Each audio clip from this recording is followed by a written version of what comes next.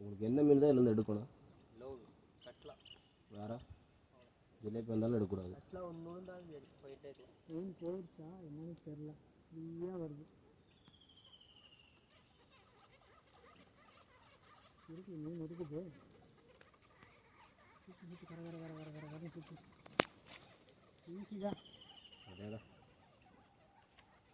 எடுத்து போனா 2 மீன் விட்டோம்ண்ணா. இதோட இதோட 2 மீன் எடுத்து மேலே போட்டலாமா? வேண்டா,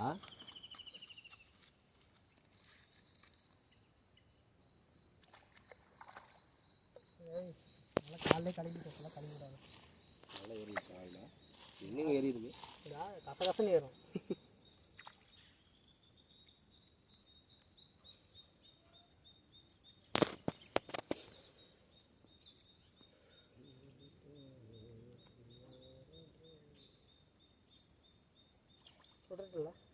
என்ன பண்றது? இருக்குதா விட்டுட்டா இந்த மீனை டைட்டா பிடிக்குதா? டைட் பண்ண வேணாம், விடு. அங்கே பாரு நந்திசே, எக்கச்சோட மீனாட்டு இருக்குது நந்திசே. எதுக்கு டைட்டா பிடிக்கும்? மீன் இருக்குது. சுத்துறா மீன் இருக்குதுடா, வாடா. அது அப்படியே வச்சுட்டு வா. சின்ன மீன் தான், சீசி தான். சுத்து இங்கே தான் கொண்டு வருது. அதுதான்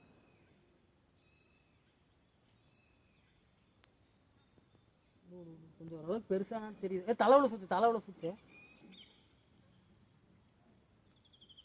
இங்கே தான் கொண்டு வருது.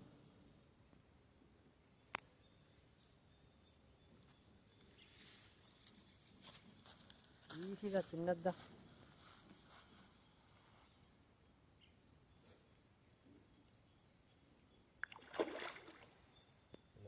சின்னதா ரொம்ப டைட் பிடிச்சி செத்து போயிடும். அதான்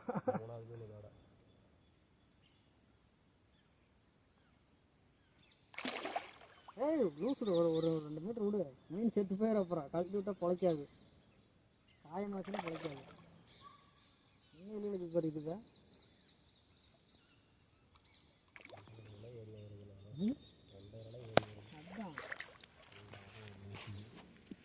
எடுத்தீங்களா? ஒரு இடத்துக்கு போகுது. நல்லா ஏறிக்கிட்டு முக்காக்கெல்லாம் வர மாட்டேங்குது.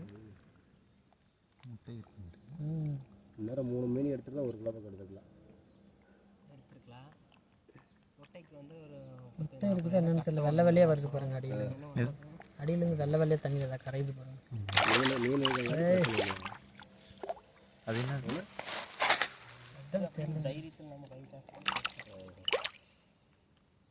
இல்லாமல் இருக்கட்டும். என்ன பண்ணுறது?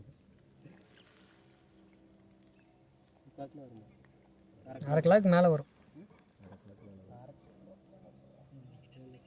1 கிலோவுக்கு மேலே வந்தால் தான் உங்களுக்கு உருப்படியாது. 3 மீன் எடுத்தோம்ல. என்ன புல்லுன்னு பாருங்க. ரக்கையில் இதா இப்போ முள்ளேறினது. இதெல்லாம் காஞ்சிரு. இதெல்லாம் சின்ன காய் விட்டுட்டா எடுங்க மேலே பாருங்க.